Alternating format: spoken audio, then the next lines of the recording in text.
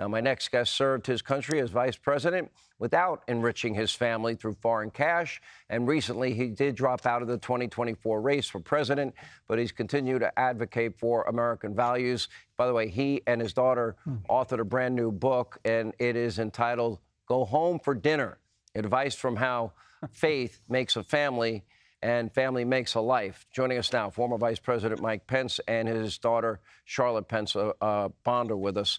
Mr. Vice President, before we get to this really novel idea, because I have not been home for dinner. I'm now in my 28th year at Fox, so I'm kind of guilty of being absent from a lot of dinners. But let me ask you about what we see unfolding in Israel, what we see unfolding in the world.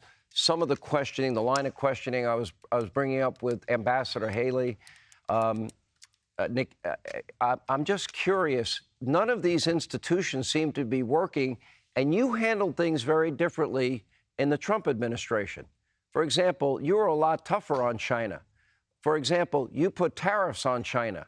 And my understanding is, and you can correct me if I'm wrong, my sources tell me that when it came to conversations that you and President Trump had with President Xi, they were brutally honest in what the response would be if he acted the wrong way. Is that true? That's absolutely true. And, it was 5 years ago that I represented the administration at the APEC conference. I met President Xi, and different than, dinner and cocktails and warm conversations and agreements like we heard announced tonight, although I welcome the fentanyl cooperation at that APEC conference in Papua New Guinea. I gave a very tough speech. I told China that we were done with their military provocations in the Asia Pacific. We were done with their trade abuses. We had invested a record amount in our military. And in a short period of time, we imposed $250 billion in tariffs on China. I don't know exactly what happened in San Francisco. It doesn't sound like much came from it at all. But the thing I know, having spoken to President Xi, having been at a forum identical to that with him, is China understands strength.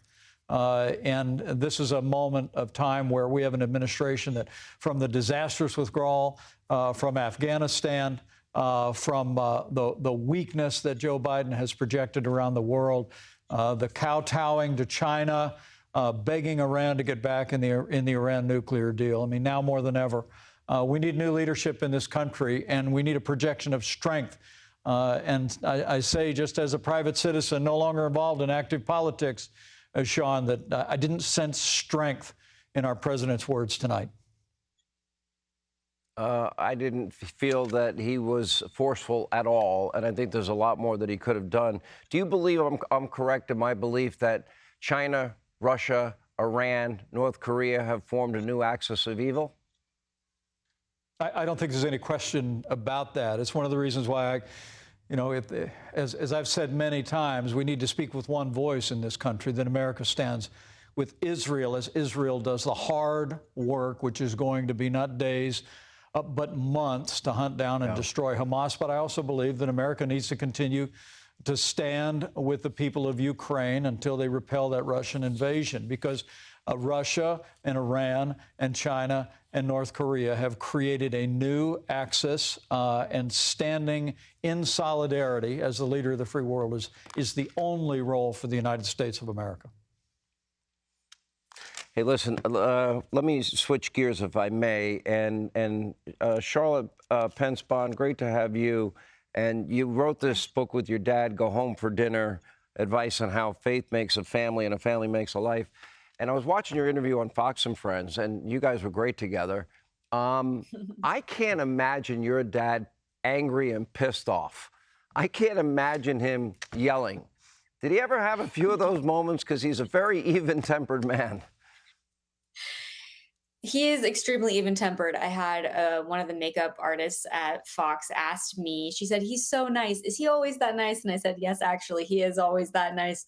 I mean, of course, we have our disagreements as a family, and I think everybody does. And that's one of the things we actually talk about in this book, is that the dinner table is where family members learn how to disagree with one another. And it's something that I think Americans could could learn how to do a little bit better. I was shocked when your dad described when he was growing up, he wasn't allowed to speak at the dinner table. That it was dad's time to speak, mom's time to speak, but the kids were not allowed to speak. Did that happen at your dinner table?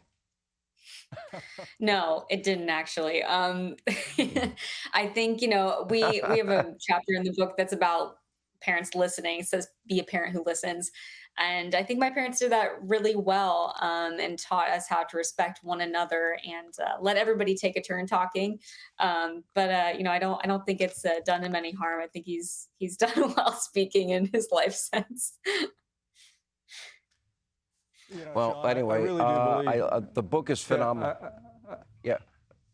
Yeah, Sean, I really do Mr. believe Vice that President? there's my daughter and I wrote this book together, and it's meant to be a very personal story about our family. But we're a very typical average American family. But by putting faith and time with our family first, we've really been blessed, and we hope people will grab a copy of Go Home for Dinner, because I think as I said in the beginning here, talking about large global issues, we need a stronger America, but the strength of this country has always come from our faith and our families, and the best way to strengthen families today and strengthen America is to go home for dinner.